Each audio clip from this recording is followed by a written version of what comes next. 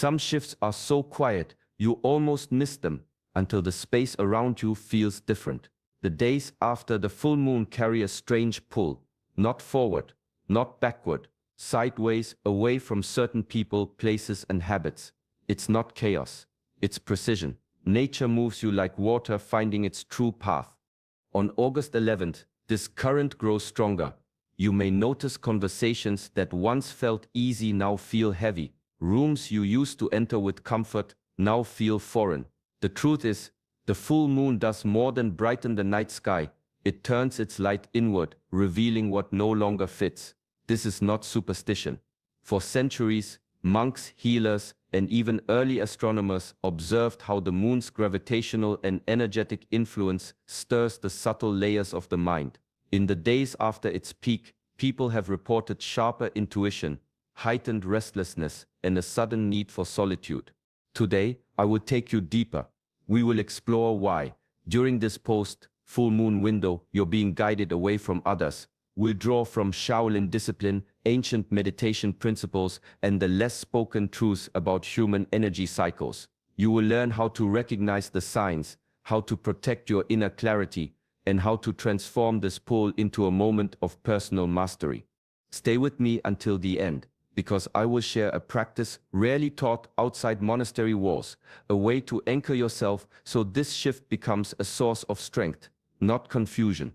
Welcome to Shaolin Soulfire, and this is your space to cultivate clarity, discipline, and inner power. If you value the art of self-mastery and the wisdom of ancient teachings, subscribe now and let's walk this path together. A mind is like a garden, what you water grows, what you neglect fades. In the Shaolin way, this is the first step to mastery, learning where to place your attention, not letting it scatter like seeds thrown into the wind, but guiding it with purpose. After the full moon, the world around you hasn't changed much, yet something inside feels different. The bright pull of outer noise begins to lose its grip. You notice the colors, the sounds, even the laughter that once held you now feel muted, distant. This is not isolation. It is the mind turning its gaze inward. When the moon reaches fullness, it amplifies what is already there. Just as the tide swells under its light, so do the tides within your own awareness. If you have been neglecting the quiet work of self-observation, the days after can feel restless, even uncomfortable. But if you have been listening, this is when subtle truths rise to the surface. I have seen students grow uneasy when this happens. They think they are losing something, a friendship, a community, a shared rhythm. But more often, they are simply feeling the weight of connections built on the surface. Without judgment, those ties start to loosen. You don't push them away, they fall away, like leaves in autumn. Attention is energy. When it flows to what drains you, you weaken. When it flows inward toward practice, stillness, and the present moment, you gather strength. Post-full moon, nature itself lends you this opportunity. The pull you feel is not a rejection of the world.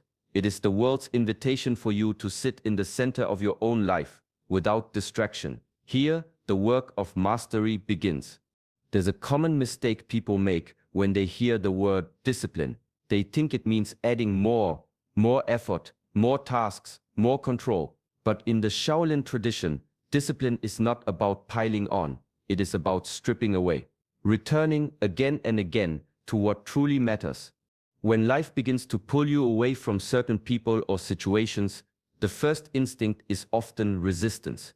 You wonder what went wrong, or whether you failed in some way. But ancient wisdom sees it differently. In the same way a craftsman sharpens a blade, life removes the excess, the dull edges, the parts that do not serve the blade's purpose. Refinement is a slow process. In training, a monk might repeat the same movement for months, not to perfect the form for others to see, but to carve away what is unnecessary: tension in the shoulders, wasted motion, distracted thought. This is no different from what happens within you when connections fall away. The absence is not punishment, it is precision. In solitude, the noise of other people's desires and fears begins to fade. What remains is your own breath, your own center, your own truth. That's where discipline lives, in the quiet decision to keep returning to your core. no matter how many times the world tempts you to drift. To be refined means you are becoming more essential, more aligned, more yourself. It is the art of living with less clutter, both inside and out. And though it can feel like loss, it is in truth the making of something stronger, something that will hold its edge through the storms to come. Before harmony can be restored, imbalance must be seen. This is one of the harder truths to accept, that discomfort is often the first sign of healing. Disconnection, whether from people, routines, or even parts of yourself, is rarely random.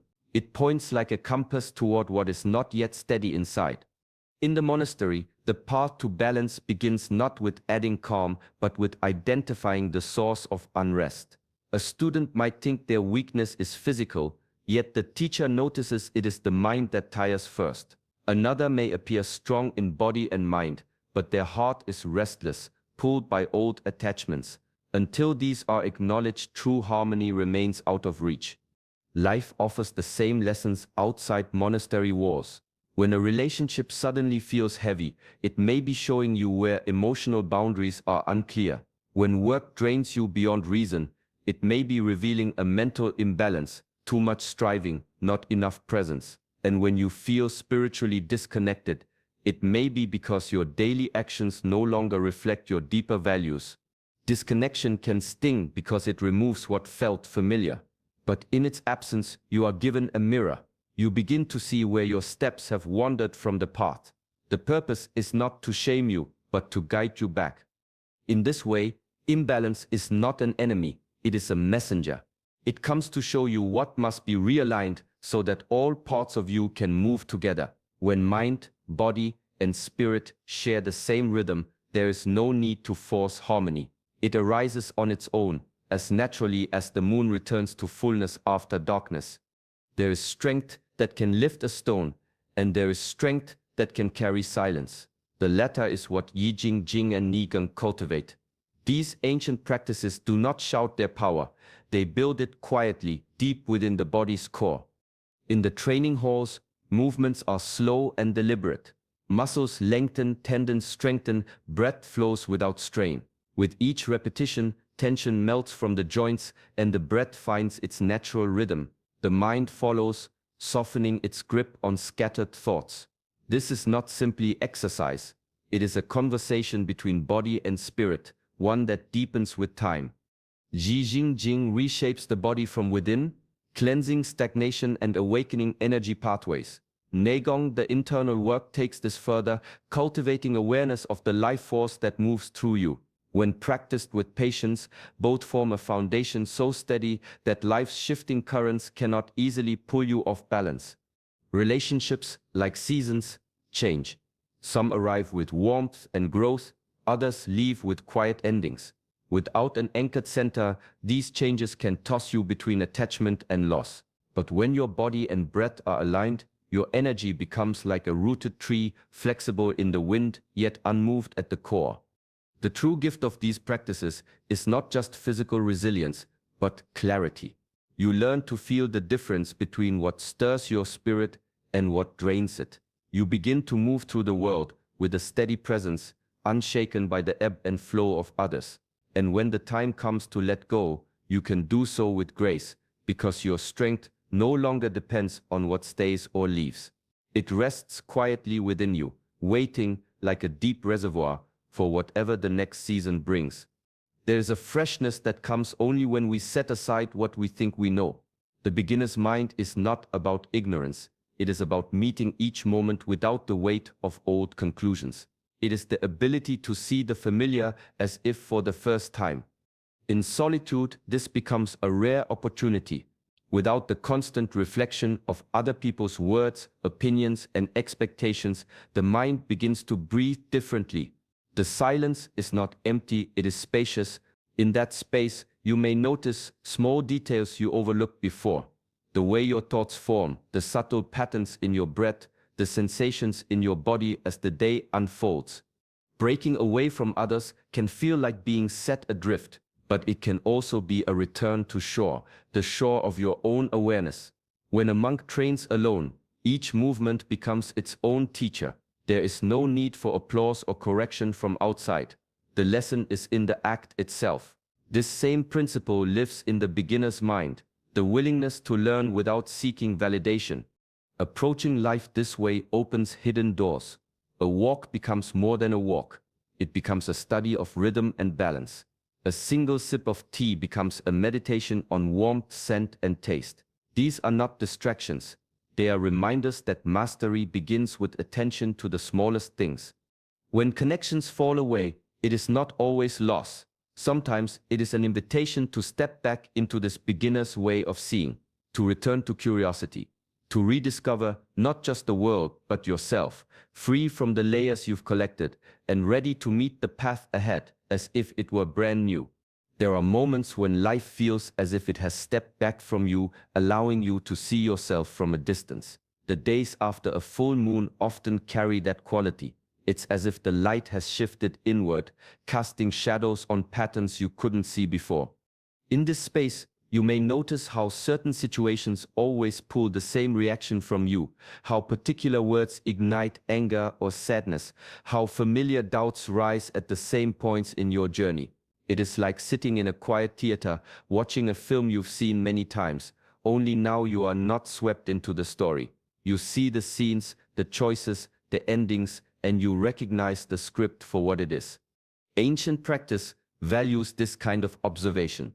In meditation halls, students are taught to notice the passing of thoughts without grabbing onto them, the way clouds drift across the sky.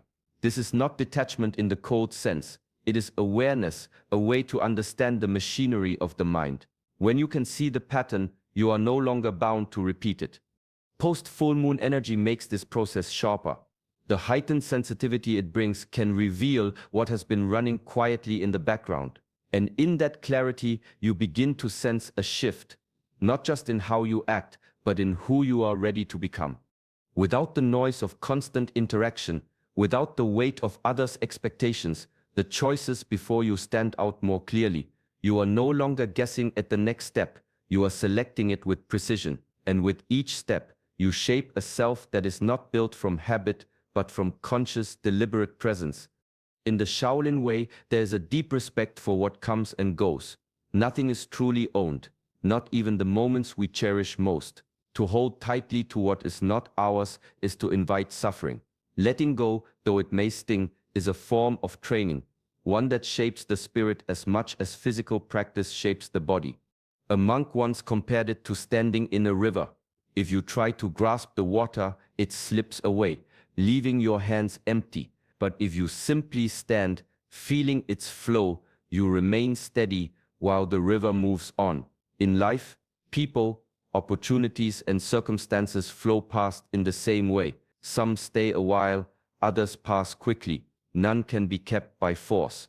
Losing a connection can feel like a fracture in the heart. Yet in the discipline of release, something else grows. Each time you let go with grace, your roots sink deeper into the ground of your own being. You begin to draw strength not from what surrounds you, but from within. This is not cold detachment. It is trust. Trust that what departs has fulfilled its purpose, and that what is meant to remain will do so without your grip. In Shaolin training, a weapon is released as fluidly as it is taken up. The warrior's skill lies not in clinging, but in readiness for the next movement. Each release leaves you lighter, more balanced, more aware of your own center. With time, you find that the ground beneath you is not shaken by what comes or goes. It is firm, steady, and unyielding, because it no longer depends on the ever-changing tides of the world. There is a tide that moves within us, as real as the tide that shifts the sea. Around the time of a full moon, this inner tide often rises. Some dismiss it as imagination, others feel its pull so strongly it shapes their nights and days. Science measures in data and debate, but spiritual traditions have long watched these cycles with quiet certainty. In temples and mountain retreats, the full moon is not a spectacle but a signal. It marks a time when emotions can swell like water under a strong wind.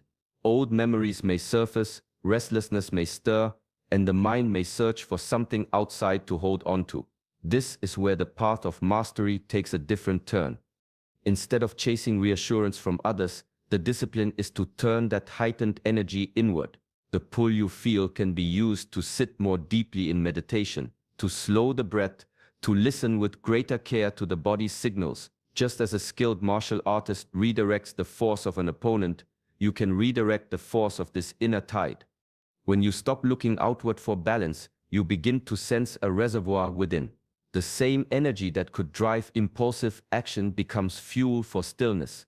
In that stillness, clarity rises. You see your thoughts more clearly, your emotions more honestly, your intentions more sharply. The moon will wane and the tide will settle, but the strength you build in these moments remains. Each cycle offers the same choice: to be swept in search of comfort, or to anchor yourself in the quiet power that grows when you face the wave and stand your ground. When the moon reaches its fullest light, the world feels a little more awake. Some notice it in restless sleep, others in sharper emotions or unexpected memories rising to the surface. Spiritual traditions see these moments not as distractions but as openings, times when the mind and spirit are more receptive to guidance. In these days, the simplest rituals become powerful. A period of quiet meditation allows the mind to settle, like a pond clearing after a stone has been thrown. Breathwork slows the racing current of thoughts, reconnecting you with the steady rhythm beneath all fluctuations.